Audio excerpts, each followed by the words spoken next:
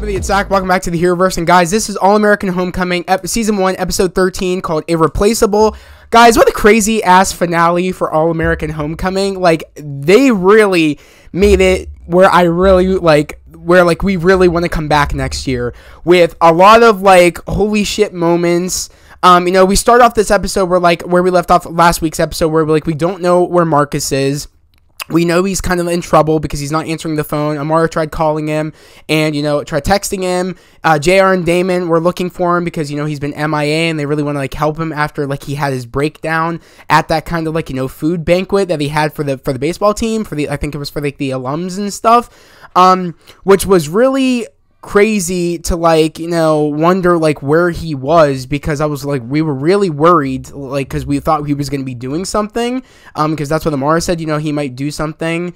We have to find him. So we start off with the episode where we find Marcus, and pretty much he's in his condo, but he's not responding. And at this point, she's telling, JR and Damon to go back while she stays there, saying, okay, they're gone. Marcus, are you okay? And he's like, oh, I'm here, Amara. If you love me, you'll just leave me alone. And she's like, fine, but you better answer your phone call. And he's like, I will. But you could tell he's a wreck. And you can really tell that, he's in pain, and, he's just a wreck right now, and it really shows that he really needs his medication. And in this entire episode with Marcus's character, he just, isn't answering Amara's even calls and texts that she made him agree upon before she left, his condo, just to be okay, I'll leave you alone, but I need you to answer and text when I call, just to know that you're okay. And I love how Damon's mother, and I think her name is, Keena, if I'm right, Keena Sims, I think that's her name, if I'm correct. Keena, she actually is the one that picks him up off the ground and pretty much, is there caring for him. She cares, of course, for her husband, Xavier. So I really liked how she was there as a friend, saying, hey, you were there to help Damon and me when we needed help. So I want to be here for you and help get you off the ground and help getting you going again. Because, as we know, the big Hawkins game is coming up and they really need to win this game. So they have, their sponsorship still coming in so they can keep the program alive. Because, this is a big game that they're going up. This is a big game that they're a big team that they're going up against, which is the Hawkins team, which of course has I think his name is it's the old coach. His name is Leonard Shaw. Leonard Shaw or whatever. So the old coach, of course, is the coach of Hawkins, which of course has the pitcher that had a problem with Damon and the one of the previous episodes. His name is Lando Johnson. So Lando's on that team, of course. He's the pitcher. But so this is a big game that's coming up. But of course, Marcus isn't really in a good state of mind right now, and pretty much he tells Keena that he tells her that I have bipolar disorder, and of course, I'm going through this right now. I need my medication. He gets back on his medication. He ends up pretty much getting there in time to help out, Damon, because Damon's really not in the right mindset right now after all the stuff he's been going through in this episode, which I will dabble upon in a minute. But, he ends up coming through, really helping Damon, really pulling through at the last of the game. And they actually end up winning against Hawkins and against the old coach. I think his name is the old coach's name is Leonard. He ends up beating Coach Leonard and ends up pretty much coming in clutch, and they end up winning the game, which is good because again that was the debate that was the debate and see if they were gonna have their sponsorship still there and the money was still gonna come in for their program, which it is because they won that game.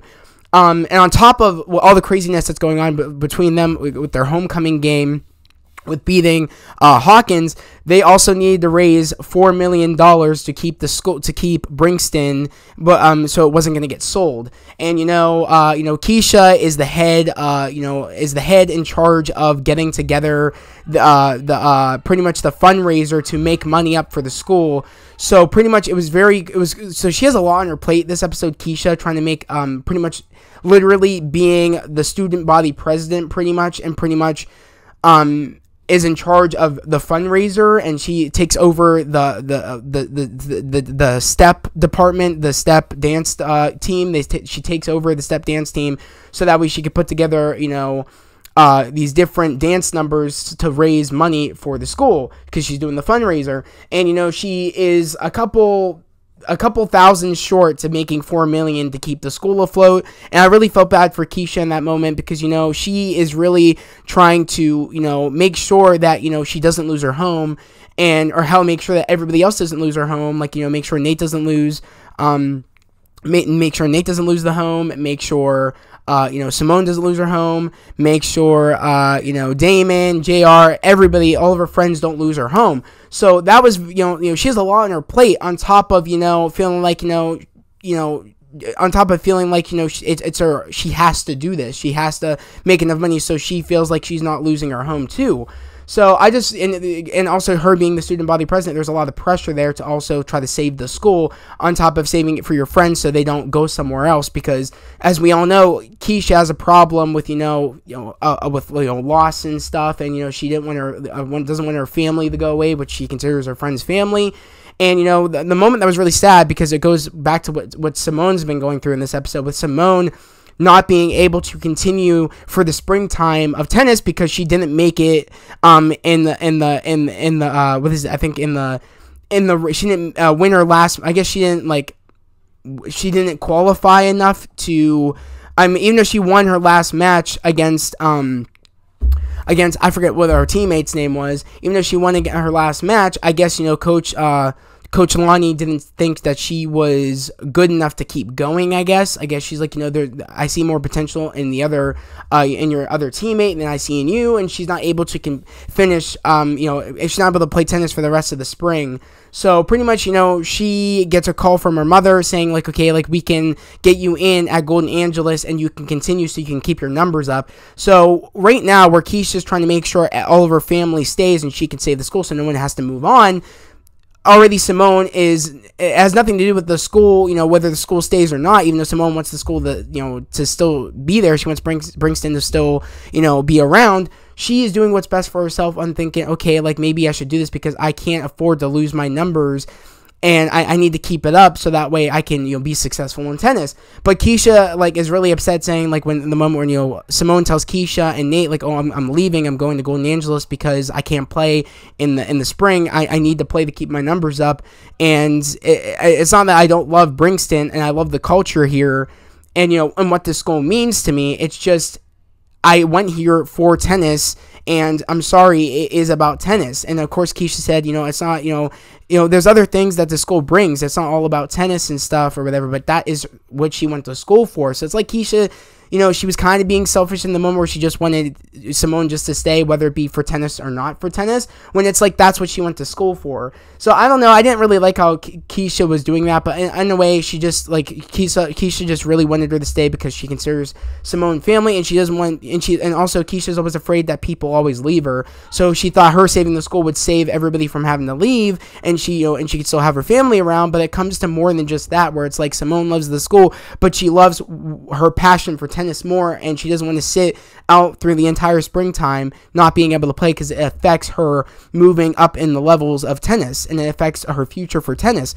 So that was just interesting when it was on the plate of her possibly going to Golden Angeles where Jordan will be at. So I was like, oh my God, is she actually going to leave the show and go back to All-American, and we would see her at Golden Angeles? I'm like, oh my God, will the show survive at that point if she leaves? Because really I would say the show only was possible since Simone left All-American to go to All-American Homecoming. Without Simone doing that, I don't think this show would have existed. So I would be like, I don't know if people would even want to come back if it was at the point where Simone would have left the show. Because that's what kind of made us want to go watch the show, and and she was the doorway so the show would even be made. Her leaving LA to go to Brixton. So that was just interesting and on the table, though, what that could do also with the whole, like, since Jordan and Simone broke up, what possibilities that could have done there with, Jordan trying to get with Layla. I was like, okay, is this going to cause a problem if she does move to Golden Angeles? What will that do? Will that start some tensions there? Will it be awkward and everything? Like, how will that go? And it just would have been interesting on a story standpoint if she would have left Brixton to go to Golden Angeles, literally where Jordan is. So I was like, oh my God, but I did feel bad again for Keisha, but I was like, Keisha, like, she does need to go. Like, that's what she went to school for. Yes, it's good that what stuff Brixton provides about, with black culture and everything. And it's a good, it's a good thing, but but it's like comes to the term of she went to the school for that, but also mainly for being, for her tennis, for her tennis scholarship. So it's like, if she's just gonna be sitting on the bench, you know what I mean? It's like, what was the point of, going to this, what was the point? You know what I mean? Like, of just staying there and not being able to do tennis when that's what you got a scholarship for, to play tennis, and she wants to do it, so she's not sitting the entire time and can go play, and she doesn't have to sit on the bench the entire time for the entire spring, so she can keep getting better. So I don't know. Keisha's not really in sports like that, so she really wouldn't understand. She's only doing this from the point she doesn't want to lose. She doesn't want to lose her family, and she doesn't want to lose Simone.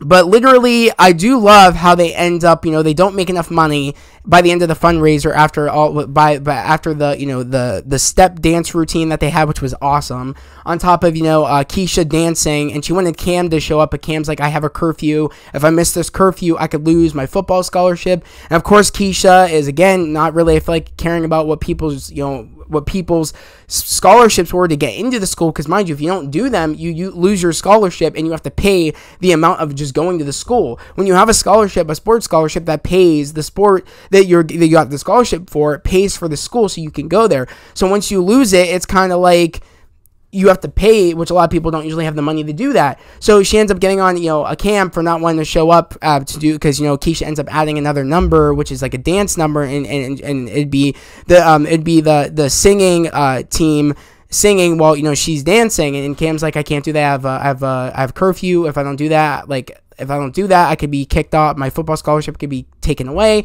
and he ends up not doing curfew. And he ends up pretty much, losing, he ends up not doing his curfew, he ends up doing the singing thing for Keisha, but he ends up losing his scholarship, and now if he wants to come back in the spring, he has to pay, I want to say it was like $9,423 or something. Like, it was a lot of money that he has to pay to even go to the school without his scholarship now, which I don't think he'll be able to do. And I think we could see Cam possibly leaving the show, possibly. He played it off like it was okay, but really it's not. Like, he has to pay that now, which as we know from All-American, that's why he was always so, focused on, giving it his all, and was so competitive, is because he realized that that's what's going to get me into college, and that's what's going to pay for my college is football, and that's what's going to get me to the NFL. And that's why he took it so hard, where he wanted to do the surgery, but Keisha talked him out of it. And Keisha brought it up again, saying, like, what's the point of you keep doing this, if you keep doing your scholarship for football if you can't even play and you're not going to do the surgery? Which, he's not going to. I'm wondering if this is what's going to make him. Well, I mean, he really lost his scholarship anyway, so him doing the surgery would be really technically for no reason now. But so I just see him. He might blame himself for not taking the surgery, and him also going to that thing. And he might blame Keisha for that. Like, oh, if I would have just took the surgery and didn't, and I could have still been playing, and I wouldn't have lost my scholarship. And if I didn't go to your thing, I would have lost my scholarship. And he might do that. I don't know. It should just be very interesting to know where Cam's character is going to be going next year. Along with the fact, again, we end up finding out also, like, she got the offer of the Golden Angeles, Simone, about going there for tennis, but she actually ends up getting called in by Coach Lonnie because, and we end up finding out in this episode, Thea actually tore her rotator cuff and she has to have surgery, so she wasn't able to make it to that meet that she was supposed to have. So what ended up happening is Simone played that meet, I think, for Thea, and now Simone has Thea's place. And now Thea has to have surgery. She's out for a while. And at this point, Thea's already blaming Simone, saying, it's because of the heavy racket you gave me, tore my rotator cuff. You always were gunning for my position, and now, it's not enough that I have the boyfriend now. Now that you had the, or it's like she's like, oh, I have the boyfriend now, but also like, yeah, you like still tried coming for my spot or something. I forget what she said. Like, oh, I have the boyfriend and I had the spot, and I guess I couldn't have both or whatever. So that's why you tried coming for my spot or whatever. When in all seriousness, Simone never came for Thea's spot. She never did. She got offered the spot because Thea's the one that tore her cuff using Simone's racket. This was never a part of Simone's plan. Oh, I'm gonna give you my racket so I know you'll tear your rotator cuff and I could take your position. You know what I mean? It's like, no. It's like Coach Lonnie, it just happened by accident, and Coach Lonnie can't have you out all that time without somebody in that position, so she chose Simone. It worked out. Doesn't mean you're not going to have a spot back once you get back in the good health. Like, it just happened. You know what I mean? It's one of those bad luck situations. And it's like, when she said, I'm going to be like, and she said, were you ever my friend? You always tried coming for my position, and, you don't like it that I'm with Damon or whatever. And you know what I mean? And she's like, I'm going to be coming for you, B. I was like, damn. And then she's like, Simone's like, where to find me. Meaning that, like I said, I knew this was going to happen, where like Thea was going to act like this again because of her overhearing, Damon and Simone talk about like what it would have been if the timing was right. And I knew she was going to act like this right out of the gate when she overheard that, knowing that Simone's like a threat to her and Damon being in a relationship together. So I knew this was going to happen. It's interesting to see if they could patch things up next season. I'm hoping they do, because I do think that Thea's being dumb on this, meaning that she really thinks that Simone was never her friend when that's not true. So I'm excited to see what's going to happen with that. I'm excited to see if even Damon and Thea's relationship's even going to survive next year after Damon finds out how like Thea's treating Simone. I don't know how that's all going to go.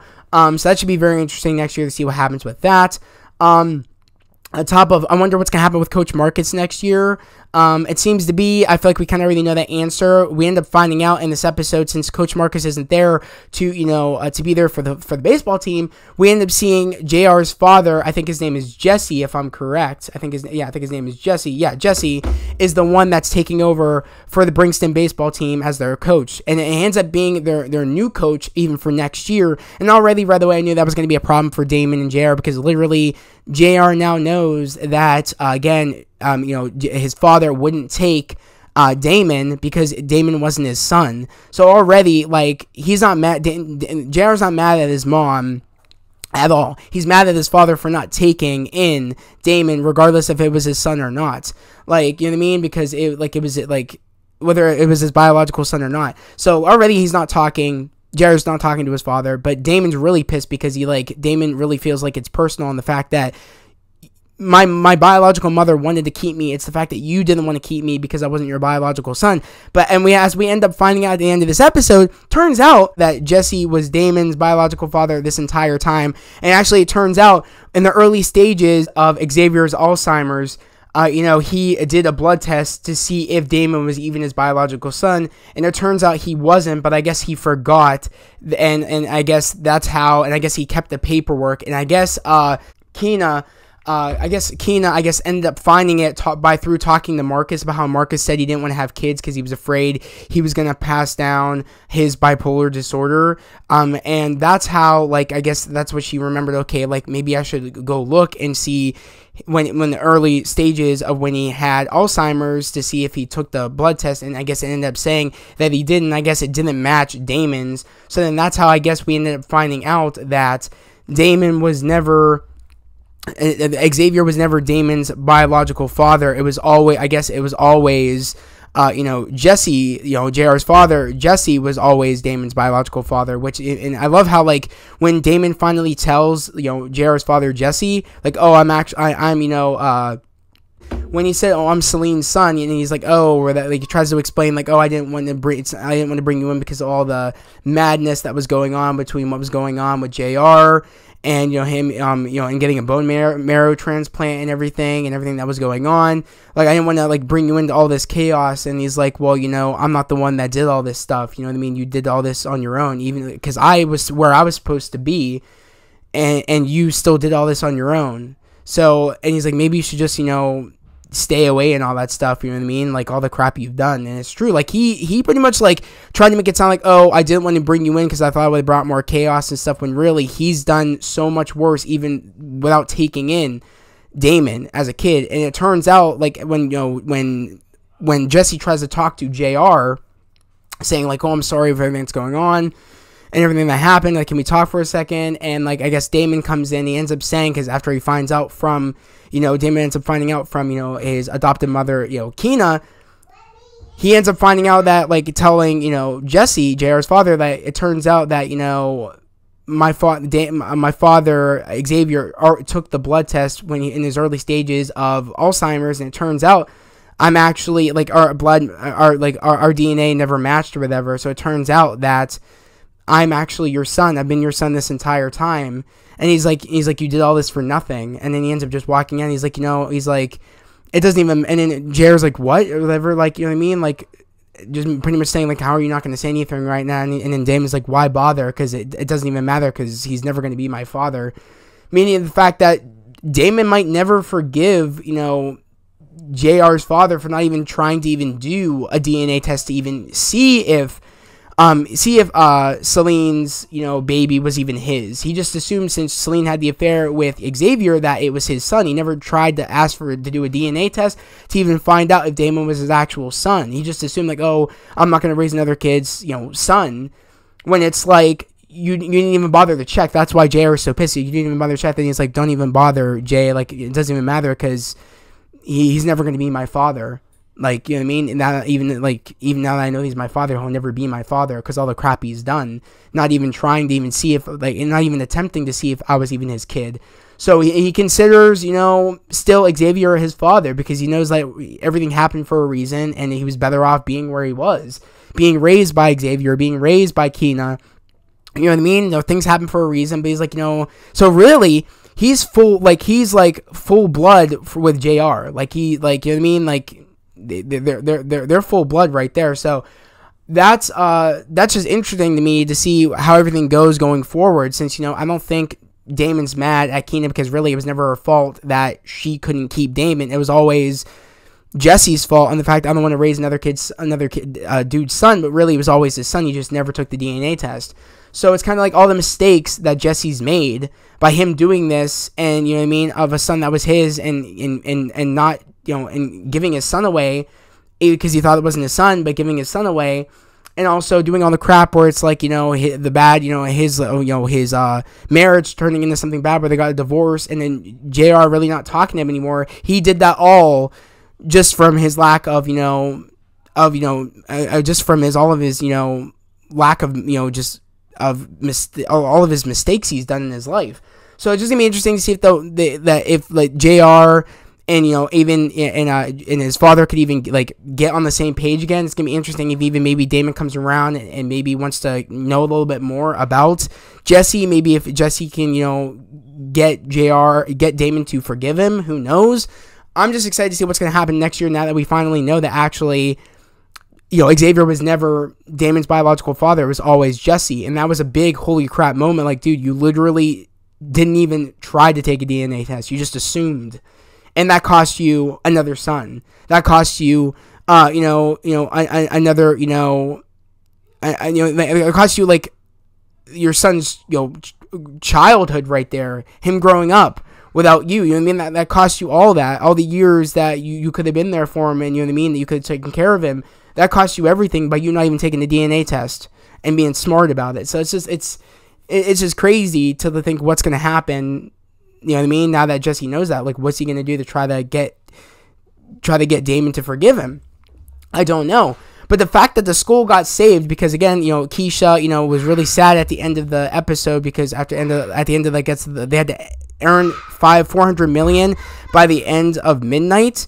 And I guess they were very short, and I guess, she's like, how do I tell the school that, we failed, that I feel like I failed? And, she's like, we'll tell them together. But it turns out by the end of the baseball game that they had against Hawkins, they actually earned the rest of the money from a secret donor. So that's going to be interesting, I guess, because we end up finding out that it was actually Amara's older sister that worked with, I guess, a different firm or whatever, that is the one that donated the money.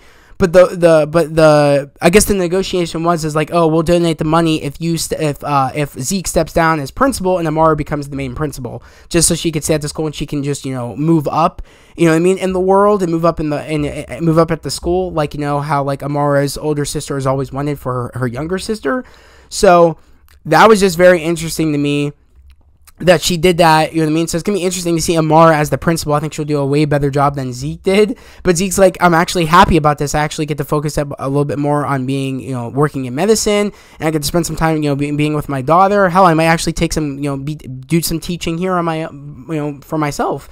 So it's like, it's actually better for Zeke. And I do think this is better for Amara because I think she'll be an actual good, like, principal. Because she knows how much, like, she knows how much Brixton means to people.